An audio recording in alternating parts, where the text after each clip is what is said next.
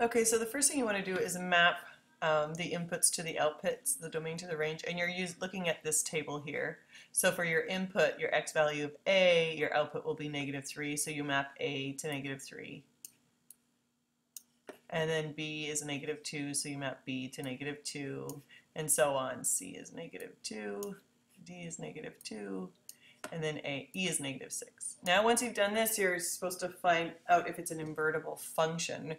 Remember, in order for it to be a function, first, every input must have only one output.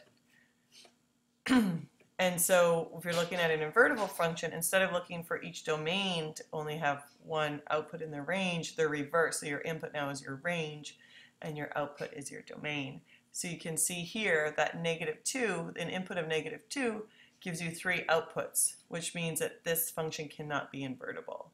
So now you choose any one of these that are correct. You can choose more than one. So does this mapping represent an invertible function? Yes, that's incorrect because it's not invertible. We have too many outputs for -2. No, but it would be if it would not be a function since it would pair the domain element -2 with B, C, and D. So that's true. It's not invertible because this input has 3 outputs. And then also, if we removed A and E, would it make it invertible? If we move these two, it wouldn't make a difference because they are still a one-to-one. They still make it a function.